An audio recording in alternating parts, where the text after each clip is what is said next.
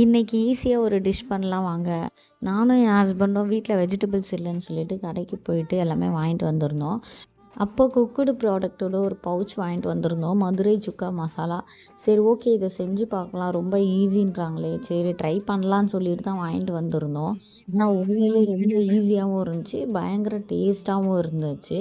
அது செய்கிறதுமே ரொம்ப ஈஸி தான். நான் சிக்கன் செய்கிறதுக்கு முன்னாடி முதல்ல ரசமும் சாப்பாடும் மட்டும் ஃபஸ்ட்டு செஞ்சுட்டேன். சிக்கன் செய்கிறது வந்து ரொம்ப ஈஸி தான். ஆயில் ஊற்றி ஆனியன் போட்டு கருவேப்பிலை போட்டு நல்லா வதங்கின பிறகு சிக்கனை கொட்டணும்.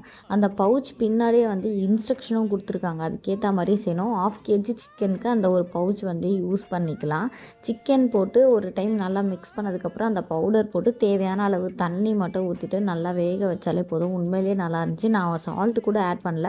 உண்மையிலேயே சூப்பராக இருந்துச்சு. இந்த ப்ராடக்ட் நீங்கள் வாங்கியிருக்கீங்களான்றதை மறக்காமல் சொல்லுங்கள். வீடியோ பிடிச்சிருந்தா லைக் பண்ணுங்கள். பாய்.